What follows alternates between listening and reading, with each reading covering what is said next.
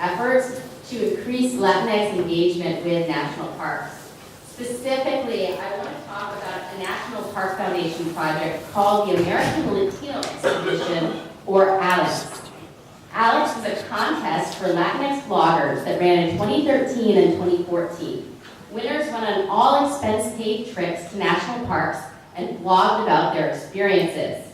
Major sponsors of the project were the concessionaire Aramark and also Columbia Sportswear and REI. And my argument about this project is that it produces and promotes a form of consumer citizenship that exemplifies this neoliberal multiculturalism that Laura Polito was just talking about. And it's part of my larger concern with how these equity, diversity, inclusion projects of different organizations and agencies are operating, what kind of cultural work they're actually doing. People of color, including Latinx populations, are severely underrepresented as visitors to and employees of the National Park System. Reports commissioned by the National Park Service in 2011 found that 4 out of 5 national park visitors identify as white, and only 1 in 10 national park visitors identify as Hispanic, which was the term the study used. Only about 9% of Latinos have ever visited a national park. National parks, moreover, have historically failed to include Latinx histories in the stories they tell and the sites they preserve. During the Obama administration, as I think you've been hearing throughout today, if you sort of think about the timeline of what we're hearing, a movement arose within and outside of federal agencies to redress these inequities in employment and use of federal public lands. Previous efforts certainly existed, but it was really during the Obama administration that they coalesced. So, for example, in 2011, the National Park Service established the American Latino Heritage Initiative, and the National Park Foundation, which is the official charity of the National Park Service, established the American Latino Heritage Fund, and ALEX was a project of the American Latino Heritage Fund. Outside of the federal government, Rue Mack founded Outdoor Afro in 2009, and Jose Gonzalez founded Latino Outdoors in 2013. In 2016, the National Park Service's centennial year, Latino Outdoors and Outdoor Afro joined dozens of other groups from the NAACP to the Japanese American Citizens League, or JACL, to advance a public lands diversity agenda as the Next 100 Coalition. Shortly before leaving office, just really days before leaving office, President Obama issued a presidential memorandum promoting diversity and inclusion in our national parks, national forests, and other public lands and waters that echoed the Next 100 Coalition's vision statement in several key regards. If you talked to me anytime in the last 2 years, you know I'm a little bit obsessed with this. These efforts fascinate me. We have a very long history, as you've been hearing all day, in the United States of imagining wilderness and the great outdoors as a central part of national identity. As a nation, we have done so historically in very exclusionary ways. Narratives about national parks and wilderness adventures have justified a settler colonial logic that erases indigenous claims to the continent. As scholars like Paul Atka argue, visions of a sublime and romantic wilderness have served narratives of a white supremacy that promote a right and wrong way of engaging with nature.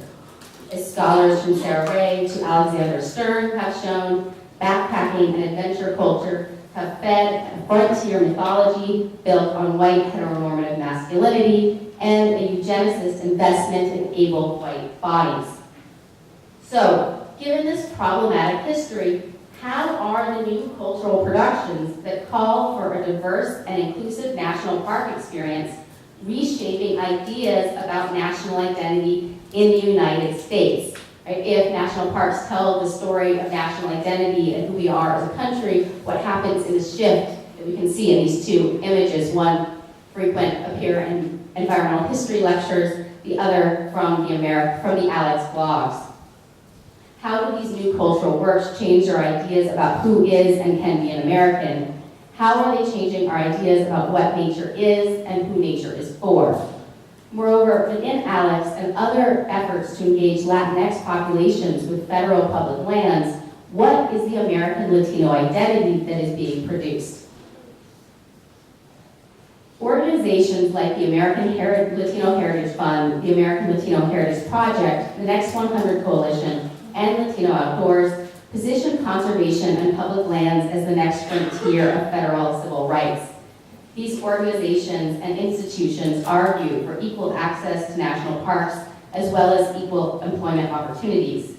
The desire for national parks to tell more inclusive stories and include broader histories of the nation state speaks to these inclusive notions of national belonging advanced by liberal multiculturalism. And I'll reference here again what we just heard from Dr. Polito. Yet, and here I'm going to, there's a nice overlap between what I want to say and what we heard earlier today from Aparna. For these organizations, often the lack of diversity of public lands speaks to an anxiety about the future of public lands advocacy. For example, the vision statement for the Next 100 Coalition explains that public lands' failure to reflect, quote, our country's demographic and ethnic diversity is becoming, quote, more urgent because the future of our public lands will depend upon public support from all people. There is widespread concern among public lands professionals and public lands advocates that the lack of visitation by people of color will result in declining support for public lands. Now, I want to note that previous generations of conservationists responded to anxieties around demographic change with racially exclusionary rhetoric and a defense of whiteness. These responses ranged from Theodore Roosevelt's concern with white suicide to the racist rhetoric of the Federation for American Immigration Reform, or FAIR, that we live with today, which blames environmental destruction on increased immigration. What we see with groups like the Next 100 Coalition is more inclusive and a less xenophobic path that seeks instead to incorporate and include new demographic groups into conservation's fold. Rather than position people of color as pollutants threatening the purity of U.S. nature, such organizations laudably position people of color as the future of conservation. However, the emphasis on use through recreation and visitation also showcases an understanding of public lands as a consumable good. In the documents of many, although not all, of these organizations, value and support for public lands are presumed to derive primarily from use. In this context, nature as a commodity must be sold to the rising Latinx consumer to ensure its continued existence. National parks must retain relevance as sites of use and as vectors for capitalist consumption. This narrative is repeated by corporate endorsers of these programs. As people of color become dominant demographically, the market share of outdoor recreation companies potentially shrinks. Expanding Latinx interest in shopping at outdoor retailers is good business. As Scott Welch, a spokesman for Columbia Sportswear, told the New York Times in an article about ALEX, quote, the future is diverse. If you want to be a brand for the future, you've got to embrace that. For such businesses, supporting expanded recreation opportunities for Latinx communities creates a market for outdoor gear among Latinx populations. It is sensible that these companies would identify expanded visitation rates to national parks and other public lands as a key avenue for creating more Latinx outdoor recreators. According to outdoor retailer Patagonia, quote, public lands host 71% of climbers, 70% of hikers, and 43% of paddlers in America, and they contain nearly 200,000 miles of hiking trails and 13,000 miles of mountain biking trails. Public lands provide the site in which the equipment and clothing purchased through companies like REI, Patagonia, and Columbia Sportswear appear most likely to be used. In such marketing logic, the Latinx outdoor recreator must be created as part of the marketing of outdoor recreation gear to Latinx consumers. Encouraging Latinx usage of public lands creates the market that these companies see as necessary for future profit.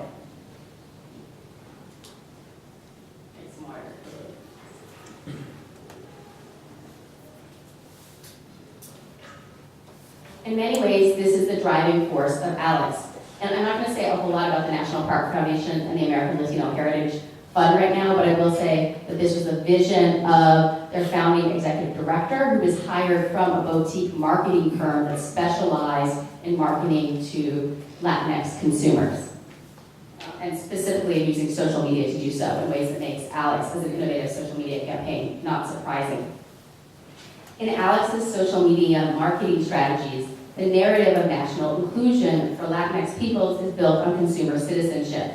The ideal 21st century Latinx citizen in ALEX materials is a consumer of both public lands and recreation gear. In ALEX, national inclusion requires equitable access to nature as commodity via outdoor recreation opportunities at national parks. The purchasing and use of gear marks the incorporation of Latinx peoples into the United States as proper citizens. This is even as the purchasing and use of gear is sold as a project to support the telling of Latinx histories and the writing of Latinx presence into the United States. In the consumer citizenship that emerges at the nexus of neoliberalism and multiculturalism, national inclusion and purchasing power cannot be separated.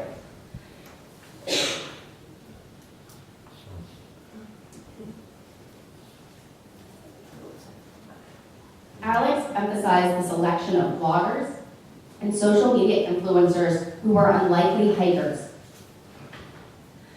As Kathy Cano Murillo details, her team, the Latino Blog Stars, consisted of, quote, a craft blogger, a fashion blogger, a mom blogger, and a food blogger.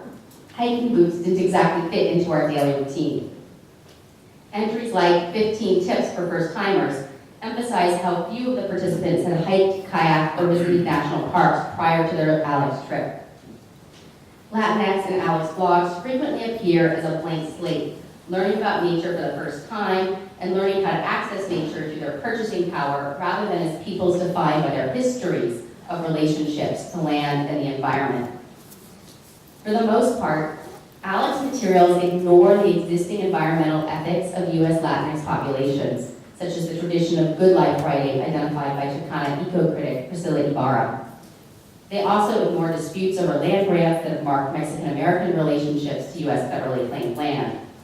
Erasing the history of land disputes dehistoricizes Latinx relationships to federal public lands, ignoring the specific types of land claims that different Latinx groups have made.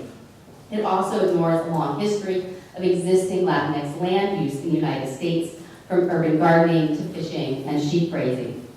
The repeated idea that Latinxes are first-timers in engaging with nature erases a long history of the relationship between U.S. landscapes and Latinx communities. It privileges a relationship based on particular types of leisure and consumption over relationships of production and consumption and community. ALEX participants' first well-documented stop was to spend their gear budget at REI. REI gear became the key vector through which bloggers experienced national parks. Visits to REI and references to REI gear reinforced ALEX narratives about first-timers. The information that these first-timers needed to know is almost always about gear. As Ramon Gonzalez reported, I learned why I couldn't go on a hike that lasted 3 hours in my streetwear and jeans. Pants that converted into shorts were a lifesaver. Several times I would surely have slipped and busted my knees on slippery rocks were it not for the grip of my hiking shoes. Participants repeatedly established an REI shopping spree as the necessary first step for any successful national park adventure. Indeed, ALEX participants expressed the same trepidation and excitement about their first visit to REI as to their inaugural visits to national parks. As Kathy Cano Murillo states, quote, I was so nervous about going into REI for my gear. I'm used to shopping for yarn and glitter, not hydration reservoirs. Monique Rostover supported, you're all going to laugh, but I've never been inside an REI store before. It was like a whole new world and an uncharted territory. So you could see the language of frontier coming in here. Hosts repeatedly emphasized visiting REI as an experience that was as noteworthy and transformative as visiting the national parks themselves. Out of only over 40 blog entries, There were only two that explicitly challenged this narrative of Latinxes as first-timers in nature. And I want to turn to one of them now. And this is a pictures of one of the teams, the Travelistas in Nature. And I'm going to talk about Carol Kane. So you can see Carol up there. Carol Kane, in discussing Second Beach in Olympic National Park, writes, "The boulders walking the crash of the waves to the shore reminded me of my days as a little girl walking the shores of Puerto Rico, where my mother's family is from. I couldn't help but immediately feel nostalgic." She goes on to explain, "A place that couldn't be any farther from the Caribbean shores of my childhood, and yet it felt so familiar to me. I didn't want to leave as I recalled the sunsets on the beach sitting by the fire as my uncles brought buckets of crabs they had just caught. I remember the fear and fascination I had as I watched them try to escape that bucket, the sounds of their claws scraping against the smooth sides of their tin trap. I remember how one of my uncles explained their purpose to me, of how we would feast with them and how nothing would go to waste because whatever we did consume, we would return to the ocean, which in turn would feed another. I recall how the satisfaction of this idea made it easier for me to try them, then like them, and then try them again." Kane moves in this piece from this recollection of her uncles on a Puerto Rican beach to imagining bringing her son to the Pacific Northwest beach at some future moment. In this entry, Kane offers an explicit and reverberating rejections of narratives of Latinxes as unlikely hikers and first-timers in nature.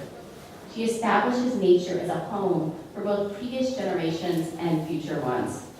She uses nature and national parks to stake a claim in the nation, albeit one complicated by Puerto Rico's status as a colony of the United States and Puerto Ricans as both U.S. citizens and colonial subjects.